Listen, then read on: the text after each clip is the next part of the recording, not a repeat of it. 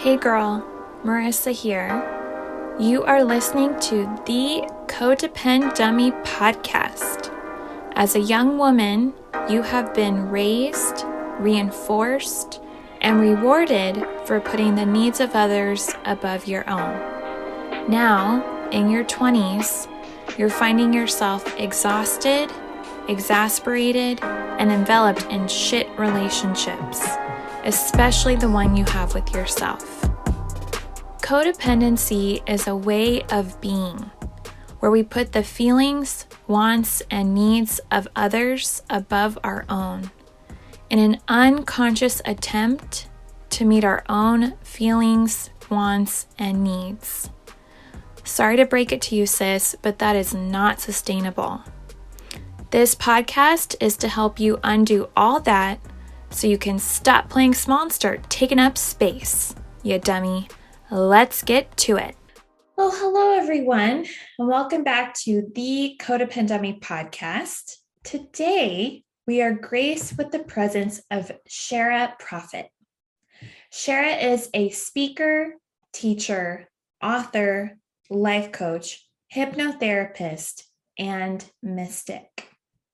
She is the founder of Open Door Hypnosis, a global private hypnotherapy practice, and the BE Magic School, an online learning institute for spiritual sciences and personal development.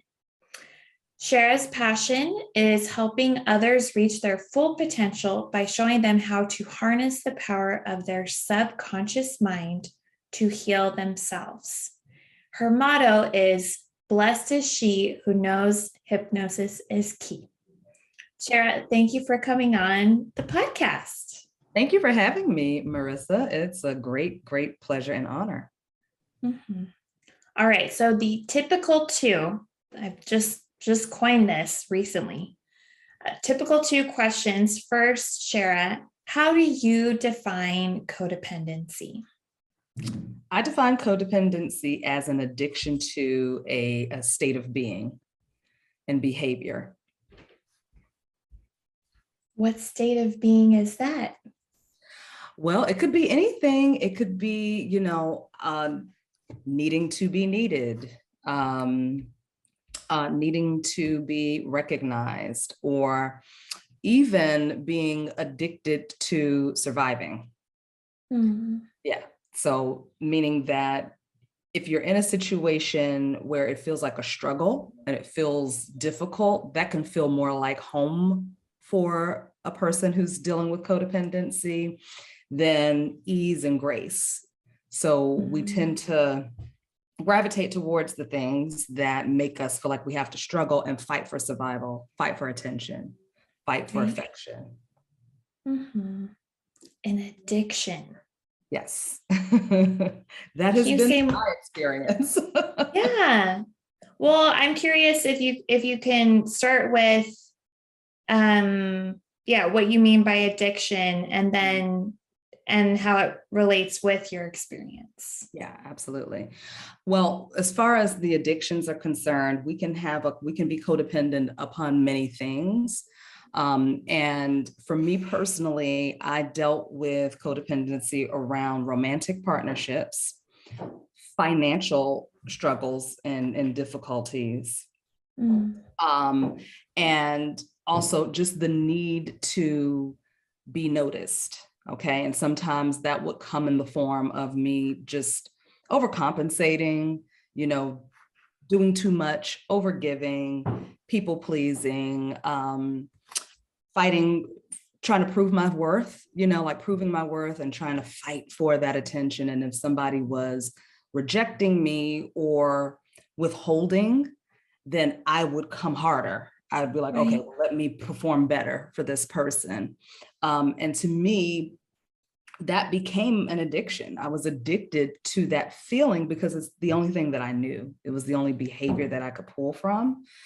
And to me, that is a form of addiction, because in the event that those types of things weren't taking place in my situation, I would unconsciously create it so that I could be more relaxed and say, oh, this is the normal for me. I'm okay. Now I'm normal because I'm dealing with these types of situations. I'm in the struggle now. And also financially, I never had problems with getting money, and money has always flowed very easily to me in abundance. However, once I got it, there was a need to quickly offload it. So for me, I trace that back to the addiction to survival and the addiction to struggling, which when you go back and connect the dots, all of it is absolutely intertwined with relationship issues and financial issues. Right. And your addiction to being, oh, you talked about overcompensating. Yes. Yeah. Overcompensating, absolutely. And even eating, for a while, it was a way for me to protect myself because I did feel, like I didn't, at certain points, it was like, okay, well, I don't want to get attached to someone or meet someone because I might get hurt. So let me pad my body and protect myself. So I became codependent upon foods that soothed, and it wasn't the food that was giving me the weight. It was the emotion attached to it, the charge around what this food could do for me. And I programmed my food to pad my body and protect me from seeming danger from the outside world. And and I became codependent upon that in that way. Right.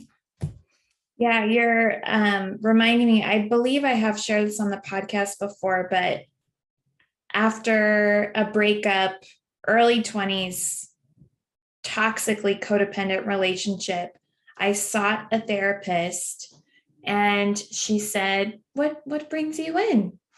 And I said verbatim, I am addicted to my ex-boyfriend. I could not stop thinking about him, right? Thanks to social media, stalking him. And Shara, thanks to my toxically codependent behavior in that relationship, I could not stop logging into all of his accounts that I had access to track where he was. And I went to therapy, like, help me, please help me. I was completely addicted to him, to a person. Yeah, absolutely. It happens in so many different ways, Right. It's we generally equate it to relationship issues, right? And it's heavily connected to relationships, because relationships are not just with people, but it's with ourselves, our bodies. It's with things around us, your relationship with money, your relationship with food, your relationship with other substances, and I can identify with that, the addiction to thinking about the person. Like, you can't stop thinking. No matter what you do, you go right back to some conversation you had, or, the last thing you said to him, or the last thing he said to you. And it's just like this ruminating thing that just keeps going and going and going and going and going. And then the next thing you know, if you don't catch that and like put a stop to it, it leads into other erratic behaviors, whether we take it out on ourselves or like what you were doing, stalking. And that happens a whole lot. That happens, like, that's very normal for people to just like stalk, especially with social media, stalking their pages and things like that. So yeah, it's a crazy cycle to be in. But I feel like for me, once I identified what it was, and I was like, oh my God, I have codependency issues. For years, I had no idea. I knew that I had issues around, some childhood things that happened, and around my parents, and forgiving my parents for certain things. We all have to do that, right? But I never considered myself someone with codependency issues. And then one day I'm like taking a walk, and I had just ended a relationship with someone because it was very one-sided. I wasn't, getting nearly as much as I was getting. And I'm like, okay, this is a pattern. Why do I keep doing this? Why am I always overgiving? I don't need to overgive, you know. And as I'm walking, I hear clear as day, you have codependency issues. And I'm like, Wow. you know, that inner voice was just very clear. You have codependency issues. Look into that. I'm like, what? I have codependency issues? And when I started like going back through the timeline of my entire life, I'm like, yeah, I do. So I got to work. I just started doing the work and Wow. doing the research and turning it around. What a wise inner voice. Oh yeah. When I listen to it, it is very wise. Mm-hmm. That's the thing. We all have it. Yeah. We all have it. Most people don't pay attention. Most people aren't asking the right question to get the return answer. Is always waiting for us to ask a question or give it some sort of direction. But most of us don't. Right. Yeah. I do remember too. I don't sense I was ever truly labeled codependent by a professional. Right. I may have seemed, even with that therapist, I was like, I am addicted, but she's like, let's work on your thoughts. Yeah, but I think it was the culmination of learning and reflecting and then, truly discerning, oh, I'm codependent. Yeah. Mm-hmm. Yep. Yeah. That part. Yeah. And I mean, and when we sit and reflect and ask those questions, because you're just like, okay, what is going on with me? I'm not a crazy person. A part of me doesn't really even care that much, because I know that I've been in positions where I'm like, I don't really care that much, but some reason I keep coming back to this person, to this loop keeps cycling back around from me. And with what I do, dealing with subconscious programming, I understood this is a deeply rooted program. It has nothing to do with this other person. I am not doing anything wrong. I am just repeating a pattern that is deeply ingrained in my subconscious, and I need to start to clear that old pattern out and replace it with something new. Right.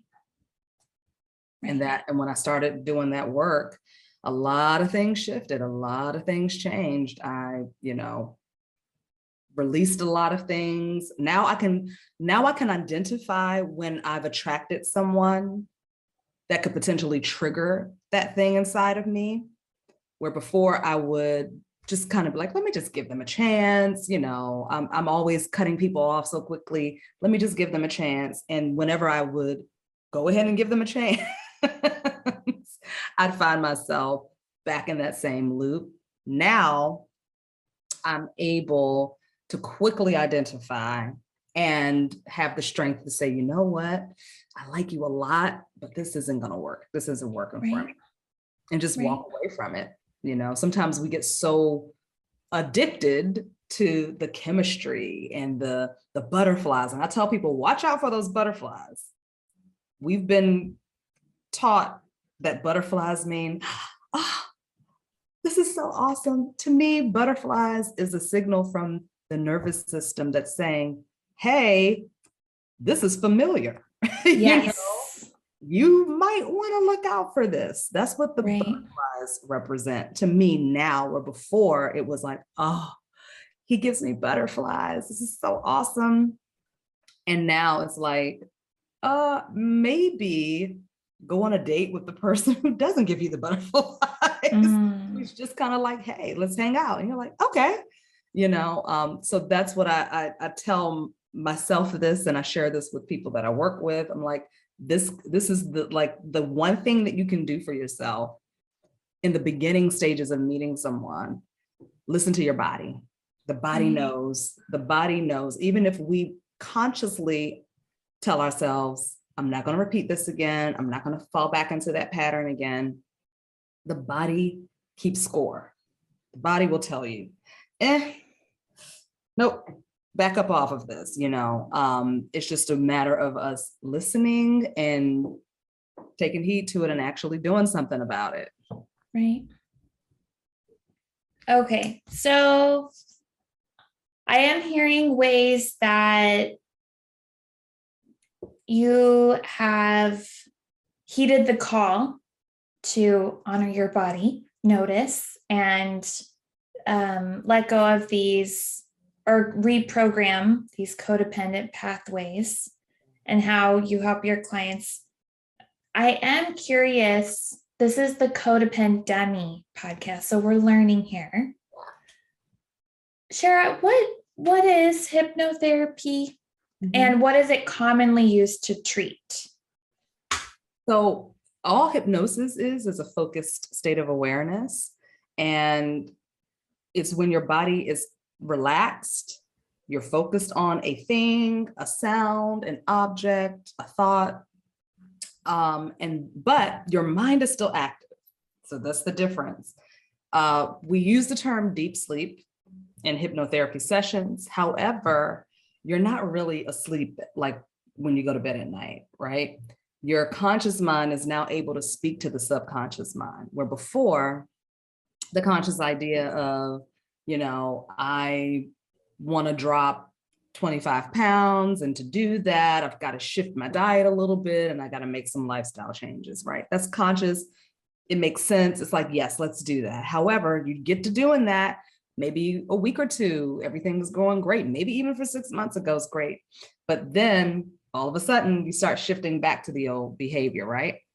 Well, that's because the subconscious program that is used to the old way of being has not shifted. That program is still running in the background. So we use hypnosis as a way to bypass what we call that critical filter. The critical filter is what separates the conscious mind from the subconscious mind. So we use hypnosis. Critical filter. A critical filter or critical mind. I call it the secretary. It's the secretary to the CEO that is the subconscious mind. Wow. So with hypnosis, what we're doing is we're kind of like sliding that secretary like $200 and like, girl, go shop for the rest of the evening. Let me get into the office and talk to the CEO. And so with hypnosis, we're able to allow for the conscious mind to speak to the subconscious, for them to get on board, to get congruent. And that's when you start to see the shifts and the changes, because now you're able to get in there and speak a different language and start clearing out the old behavior and start to override it with suggestions of a new way of being. Wow. So that's what we do in the hypnotherapy session. Right. And typically, from what I learned in grad school, which is a very superficial knowledge of hypnotherapy, and also what pop culture depicts, it's typically smoking cessation, weight loss, other bad but objective habits like nail biting or skin picking. Right.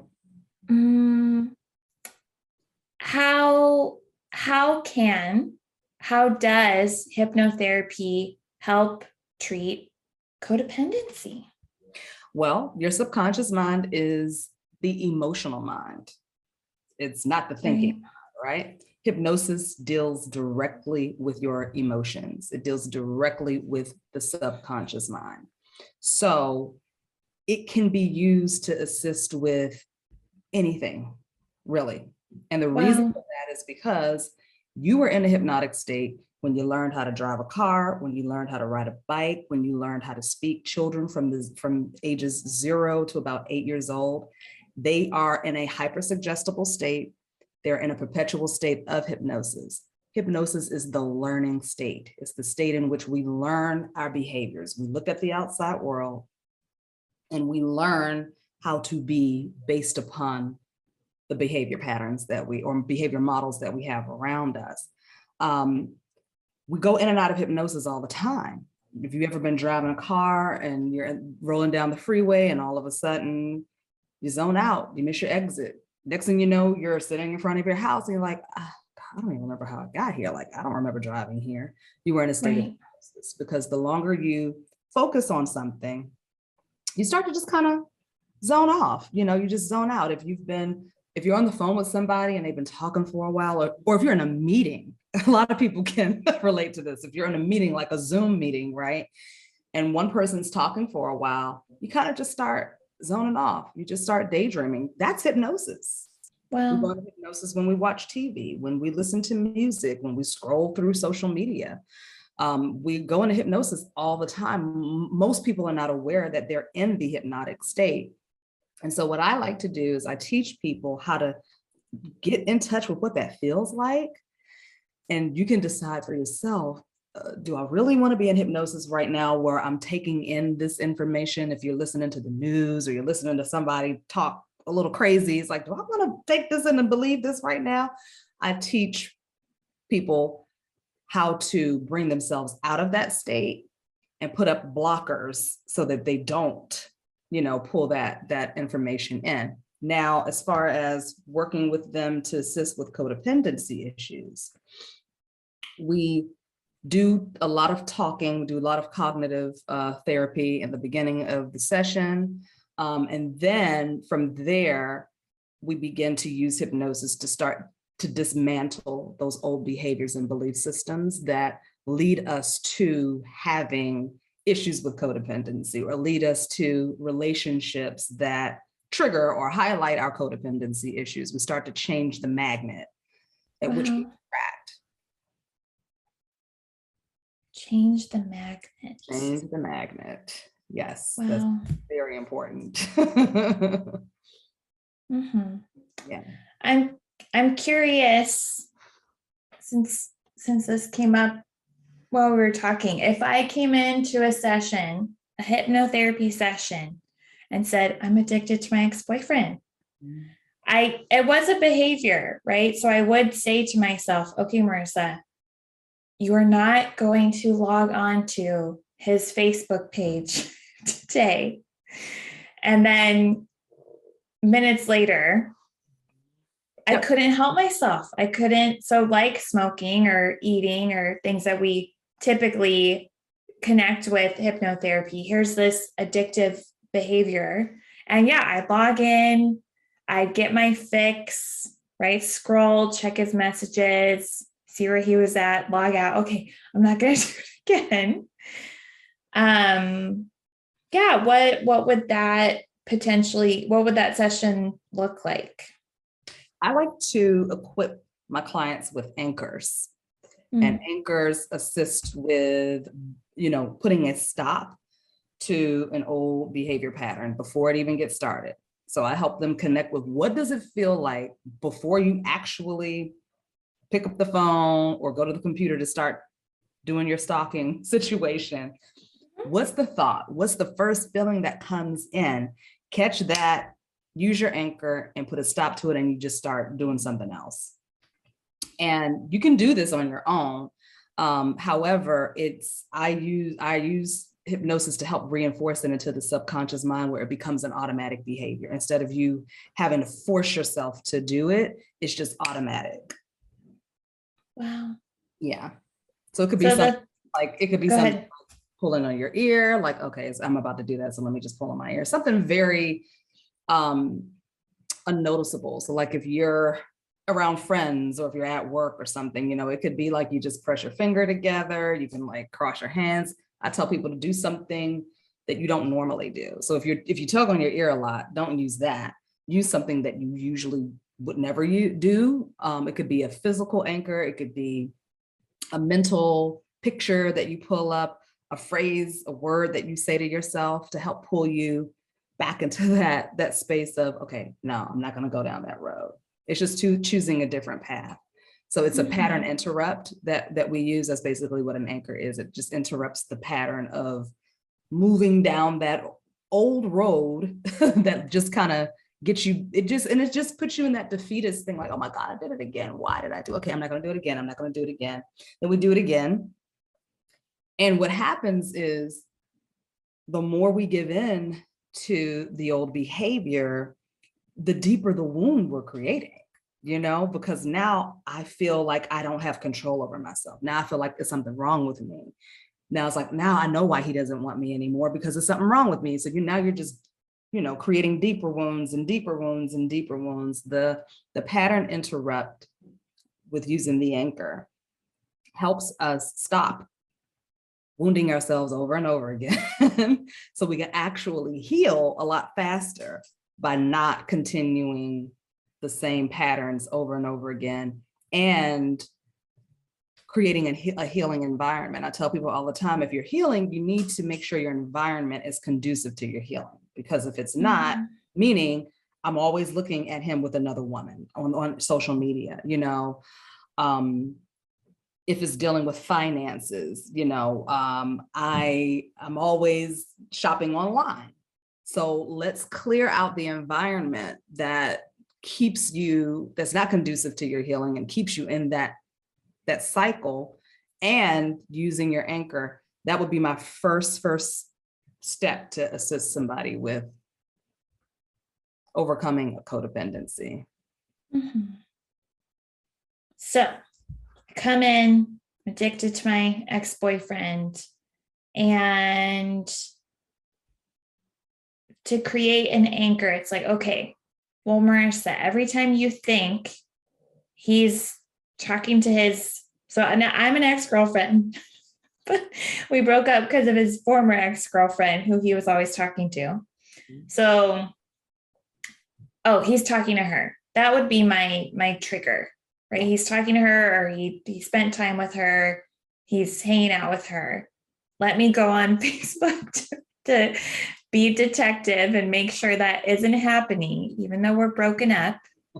You would say, okay, there's the thought, right? Like, basically, yeah, he's with her and he's with her. Yeah. And I feel scared. And the potential physical anchor that a movement I don't usually do would be to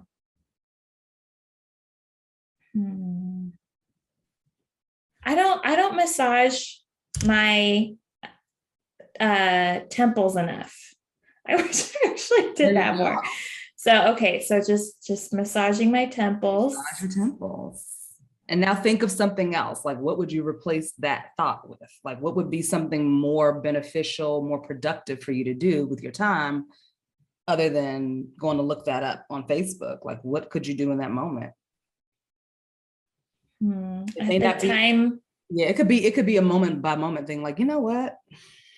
I actually have a lot of writing I need to do right now. Let me just do some writing, you know? Right. Or it could be, sometimes you can pair the physical anchor with a phrase or word or some deep breaths, you know? So it could be something like, you know, I call all of my energy and power back to me. I am the only one that matters. I'm the only one that matters. Something like that. Because it's all about bringing the focus and attention back to ourselves, not constantly, you know, giving them our energy. And that's what we're doing. We're giving away our energy freely. And energy is like the most valuable currency on the planet. So it's like, I can't keep giving this person my energy, you know, I just take my energy and power back to me now. And now I'm going to refocus my energy on this task that I have to do, or I'm going to go for a walk, or I'm going to go cook a good meal, or run me a nice hot bath, or whatever, you know. Right. Yeah. A lot of time I was at work, which is unfortunate. So yeah. Okay. Now I'm going to set my timer for half an hour and work. That's right. Work. That's right. And just work. And what happens is once you, and this is the thing about hypnosis too, whatever you focus on, it only takes you about 3 to 5 seconds before you slip into the hypnotic state. So people need to be aware of that too. So if you're thinking about the ex, right, and then you go to Facebook, you're in hypnosis. All you're doing is deepening the suggestion that he's with her, I hate him, I hate them, or whatever, and you're just implanting this suggestion even further into your subconscious mind that I need to repeat this over and over again. I got to make sure, I got to keep up with what he's doing. So what if we just shifted the suggestion to, I'm focusing on my work now. It takes me 3 to 5 seconds to slip into the hypnotic state to where I can suggest to myself that this is the most important thing to be doing right now. Right. Yeah. Yeah. Okay. So 21-year-old Marissa, I think she could do that. And then with the environment, I am at my computer. And yeah, I mean, that was a trigger too. Open computer, log on to Facebook and StockX. Yeah. Yeah. So the anchor helps to break up that ritual a little bit. That's true. Yeah. Anchor helps to break up that ritual, you know. And like I said, with the reinforcement with hypnosis, which is a very deep, like, you know, trance state where I am repeating it over and over again and doing some other techniques to really drive it in for the client. That's what makes it an automatic thing, to where pretty soon, like, most people are like, I don't even care about him anymore. Like, I just don't care. And I'm like, wow, that was great. You know, wow, that's fast, you know. And as soon as you stop caring, as soon as you draw your energy back, here they come. You know, that's usually how it happens. Yeah. They feel the energy pull back. They feel the shift in your energy, and they're like, wait a minute, something's off. Let me go see what she's doing. Let me go see what he's doing. Why haven't I heard from them? Why has even if you all are not in contact, we can still feel the energy of the other person. You know, it doesn't matter if you haven't been with that person for 5-10 years, you still can feel the energy. And I tell people all the time that another great thing to do is to do cord cutting.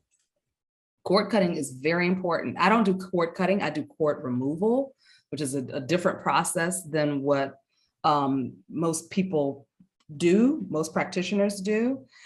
But cord removal is very powerful, especially when you end a relationship. And I think most people who deal with codependency have a tough time with separating from their exes because they haven't detached the energetic cord. They haven't removed that emotional, mental, physical, you know, sexual cord. And that's a very powerful process to do too.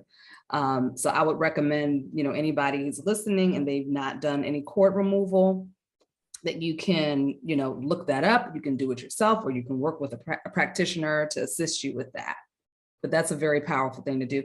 And it's something that you have to do more than once. It's not like a one and done. Nothing is one and done. You know, there is not anything out here that's just like, oh, that's it. You know, I'm good. Repetition is very powerful.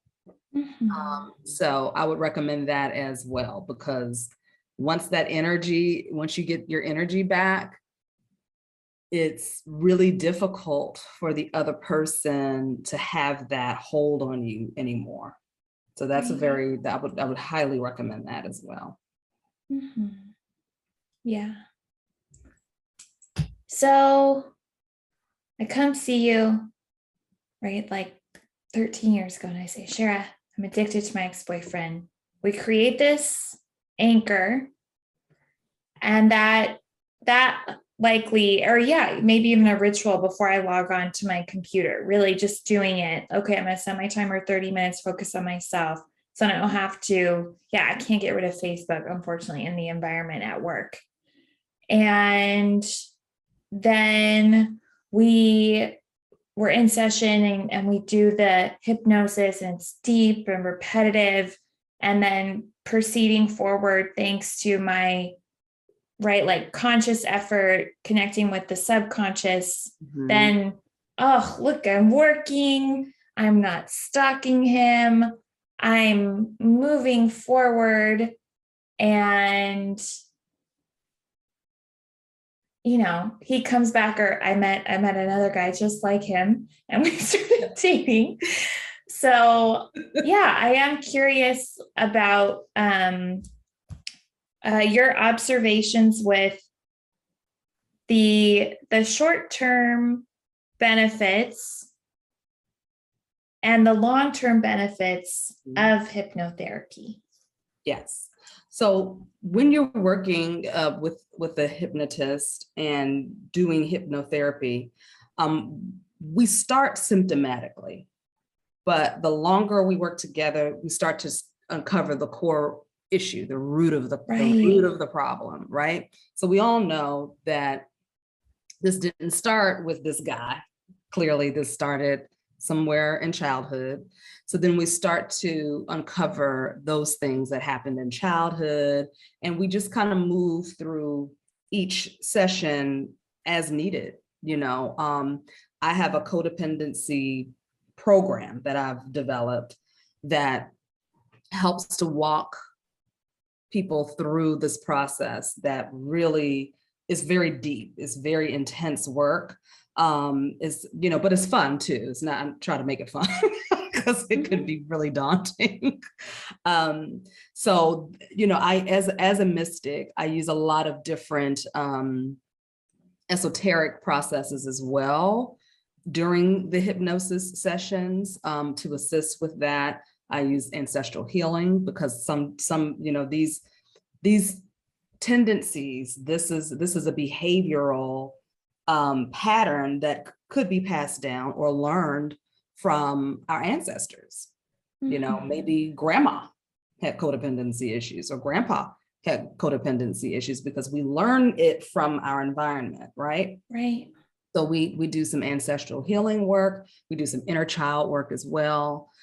And I just, I go in to neutralize and diffuse those deeply rooted patterns with hypnosis to clear that energy out and to replace it with the new behavior pattern that's gonna, just make that person a healthier being and to start attracting healthier relationships. So they no longer have to deal with those situations anymore, and prepare them with tools and equip them with tools that, so in the future, if something does come up, right? Because it's impossible to clear everything, right? We're human beings, we're always going to be healing. Something is always going to happen, but it's nice to know that, okay, I have a tool to deal with that. If that happens again, I know what to use, and I can just go in and apply that tool and work through that process. And eventually that's another thing that you've overcome and it's no longer an issue for you. So that would be the long-term effects with hypnosis. Mm-hmm. Right. I have two questions. So would you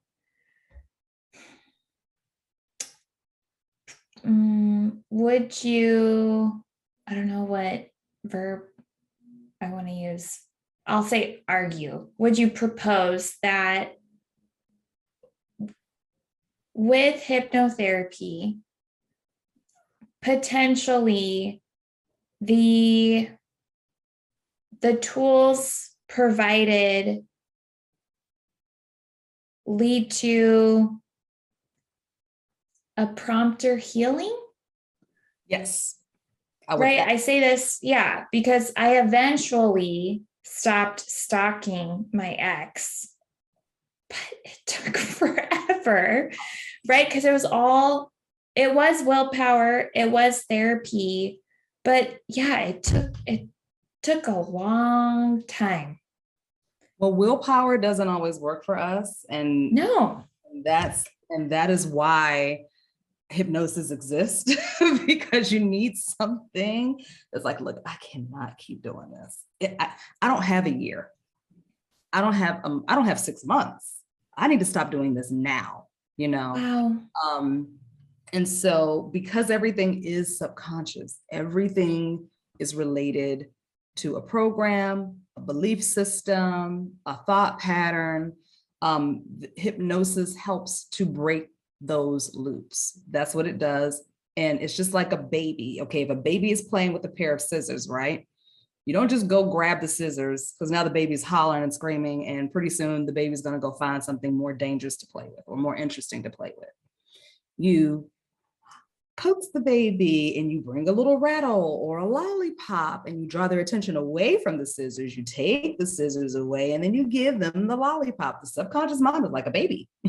So we have to, we're not tricking the subconscious mind. We're just getting it to respond in a more healthy way, to say, listen, it's a different way to live your life. It's a different way to have relationships. It's a different way to date. So let's kind of look at your pattern of dating throughout your history, look at your pattern in your childhood, and kind of let's associate, connect the dots, and let's just find a new way to do that. And now I'm going to reinforce that new way of doing it by putting you in hypnosis. So now the subconscious mind is in agreement with it. And that's how you make those faster changes. So for me, it takes, for my clients, it's usually anywhere between 3 to 6 sessions. Wow. And they start seeing immediate results and they're like, oh my God, I can't believe all this time. This is all. And I'm like, it's okay. This is not, this stuff has been around forever, but it's just now being recognized as a valid healing modality, because of all of the taboo that we have to kind of fight through from, movies and myths about it. And don't get me wrong, there are people out here who do use this stuff for their own gain and their own benefit. So you do need to choose your practitioner wisely. However, it is highly effective. It is highly effective. So I know a lot of licensed therapists, doctors, dentists who are now starting to study it and now starting to use it in their own practice because they recognize the effectiveness of it, and it can really help their clients move through a process a lot faster. So instead of taking 5 years, or sometimes 10 years to overcome something, if you pair this with what you're doing, you can assist your clients a lot faster. So I get a lot of practitioners that come to me to get trained on the process and get certified as well. So they can start helping their clients and their patients.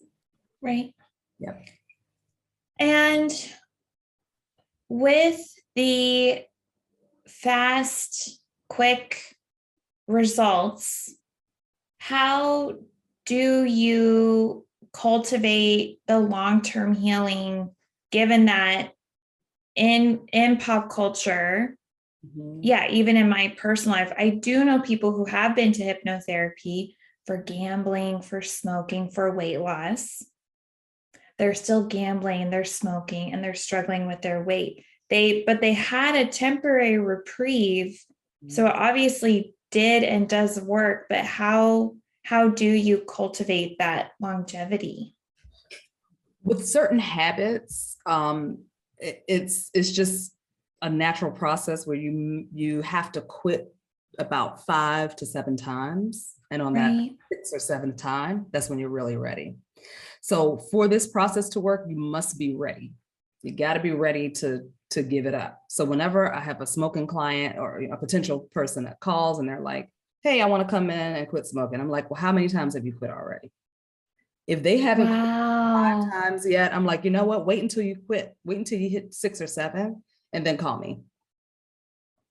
Because you're not ready. You're not ready. And when they are ready, for me personally, the way I work is not just getting rid of the smoking. I dig into the emotion of the history behind why you're smoking, the history behind why you're eating, or why the weight is on, because I don't even equate weight to overeating. It's emotional. No. It's emotional. So let's work on that and see what happens. See if you stop quitting. See if you stop smoking. See if you drop pounds. Let's work here, clear that out, and then see how the manifestation of that emotional trauma shifts in your physical world. So that's how I work. I don't know if every hypnotist works that way. I know that a lot of, I see a lot of promotion of how quickly you can stop smoking and how quickly you can get rid of the pounds. It can happen quick. However, weight loss is one of the longer processes. Weight loss, even with hypnosis, can take anywhere between 6 months to a year. Right. If you do it in a way that it's going to have long-term effects, right? Smoking could take anywhere between, depending on the readiness of the client. I've helped somebody quit smoking in 1 day. Wow. They were really, really ready, Others, I've worked with them for 6 months. And then one day they're like, I don't smoke anymore. And I'm like, oh, wow, look at that.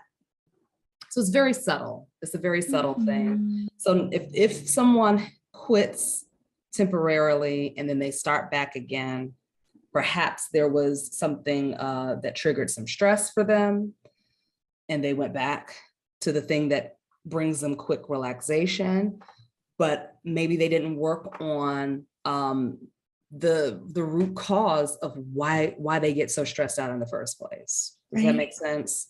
Yes. Yeah. Yeah. So it's dealing with the symptom, which it sounds like can be resolved quickly, but then long term, why do you have this symptom? Yeah. What is the meaning? What is the manifestation? Because if you don't deal with it, I wasn't undergoing hypnosis, but I was able to stop stalking that guy. I was going to therapy. He was an alcoholic. And then I found a sober guy who was just as crazy, but he just happened to be sober. And so but the underlying my attraction, right? What happened in my childhood, yes, all of that had really gone unaddressed. So having to address that, that leads to the sustained change. Big time. You changed your programming. You changed your programming. And that's the key. And I tell people hypnosis helps you change it a lot faster, but there are many ways to change your programming. It may take a little bit longer, but there are many ways to do it. But either way, everything is hypnosis. And that's what people have to understand, that, everything is hypnosis. So whatever you did, you repeated something over and over and over again until it finally stuck, right? Wow. So you trained your subconscious mind to say, listen, I know the signs, I know the red flags, I don't want to do this anymore. So somewhere along the line, you started repetitiously making a different choice. I'm going to choose different. Oh, yeah. I remember somebody did that before. I'm not going to go out with this guy. Somewhere along the line, you just started shifting and changing your behavior patterns. And then once you realize, oh, this is related to something in childhood, that connects a whole nother dot for you. And then maybe you did something to start talking more about that and working your issues around that. So it happens naturally. It just depends on the length of time that you want to spend working on it. I don't know how long it took to finally get to the point where you are now, where you're meeting somebody different and having a better experience, but it is always happening. So I tell people anyway, I'm like, even if we don't work together, it's going to happen eventually, because you've drawn your awareness to it. You know that it's a problem. You're asking the right questions, and you're seeking some sort of assistance to help you through it, whether it's with a hypnotist or with a traditional therapist or some sort of group that you belong to, where you're able to really work through the issues. Eventually, you're going to come out of it, because the moment you draw awareness to it, you can't go back. You know what I mean? The moment you know what the problem is, you're like, yeah, I can't do that again. Even if you find yourself almost stepping into that same thing, you eventually pull yourself out of it, so there, if you use hypnosis, it's going to happen faster. If you're working with the right practitioner, it's also going to be more long-term for you. But if you don't, as long as you do the work, the inner work by paying attention, knowing your tendencies, recognizing your patterns, eventually you're going to get to a point where you're not repeating the same thing. Mm-hmm. I appreciate the hope. Yeah, absolutely. Yeah. You just got to say yes to what you want to change, and then it'll happen, Right. and then you can decide how long that takes. Mm-hmm. Yeah. Yeah. We really can. Mm-hmm. Okay. Earlier, I was like, I have 2 questions. So I know what it means, and also I don't. So I want to ask, what is a mystic, and what are some of the esoteric practices you have? So a mystic is someone that taps into the spirit realm. Okay. Mm. And so I work with the higher levels of consciousness, you could say.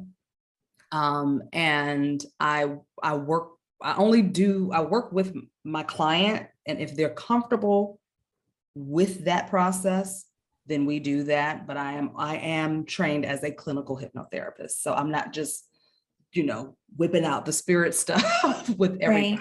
Right. If that's not if you're not comfortable with that, then we're going to go the clinical route, right?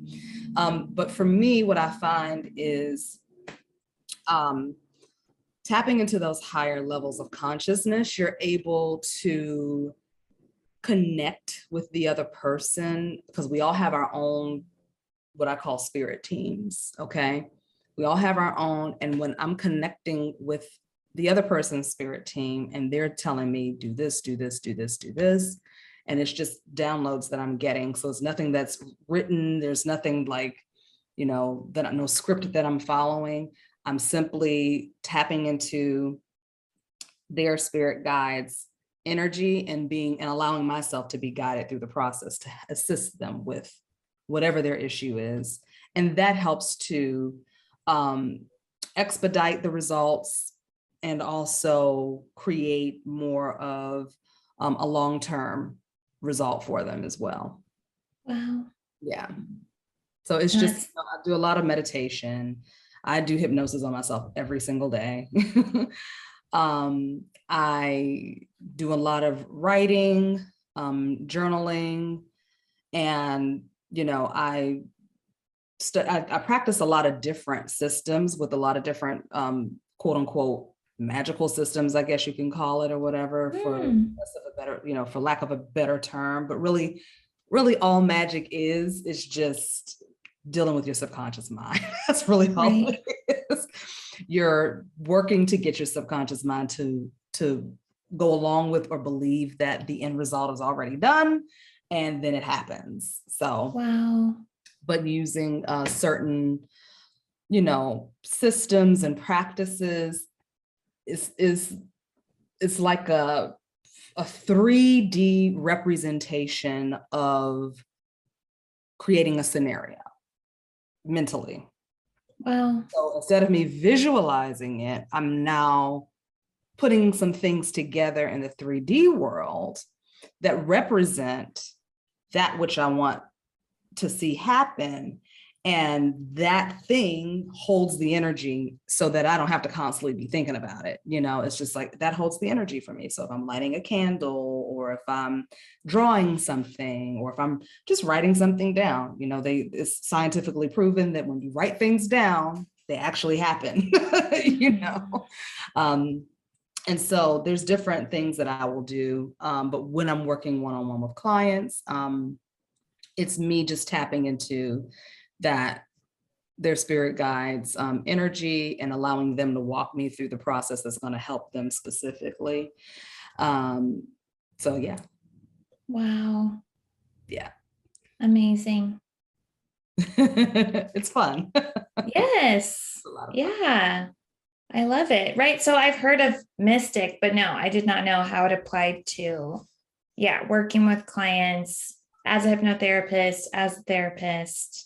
Yeah. So, and very respectful. You're like, if people come to me with that wanting, that are open to, yes. And you're like, but I'm also a trained old school traditional That's hypnotherapist. You just right. happen to have and offer both. Absolutely. And I mean, and I usually know who's open to it. Most of my clients are. You also attract the people, who want to work with you. So, Yeah. my client may not be your client. Your client may not be my client, but I tell anyone that is looking to get into hypnosis or become a hypnotist, to make sure that you understand the clinical portion of it, because when you're dealing with clients who have medical issues and things like that, you have to understand what you're doing. Right. But yeah, it's a really awesome work that I have the privilege of doing. It's an honor. Yes. Yeah. Yeah. And if someone is resonating with what they've heard today with the balance, clinical, mystical, hypnotherapeutic aspects of your practice, what are you offering them? A free 20-minute phone consultation where we can discuss, whatever issues are concerning you, if it's a challenge that you're struggling with, trying to get over, or if it's a goal that you've been trying to reach and you keep hitting some roadblocks, then that we use that consultation as a time to talk about that and discuss ways that hypnosis or some of the other services that I offer might be able to assist with that. Mm-hmm. Yeah. And where can they find that? They can go to opendoorhypnosis.com. That is the website. And you just click on book a free consultation and we get on the phone and we chit chat. Awesome. Okay. So I'll put links to that in the show notes. Reminder of the free 20-minute consult, your social media info, and thank you for coming on. So thank you. This was a lot of fun. Mm-hmm. Okay. Bye, everybody. Hey, girl. It's Marissa again. I'm not like a regular podcaster. I'm a cool podcaster, right? Thank you for listening and staying till the end. You can find me on Instagram at Therapy with Marissa. Email me, marissa@codependummy.com. Check out codependummy.com for more information on the show. And baby girl, a subscribe, rating, and review would be much appreciated. Till next time, I want you to remember, if you are feeling unseen, I see you. If you are feeling unheard, I hear you. And if you think that you don't matter, know that you matter to me. I want you to go out there so you can stop playing small and start taking up space, you dummy. And now, the disclaimer. Girl, this is not therapy, and I am not your therapist. This podcast is designed to provide accurate and authoritative information in regards to the subject matter covered.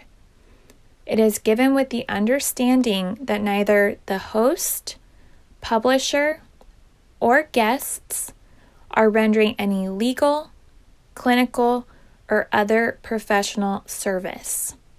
If you want or need a professional, please find one.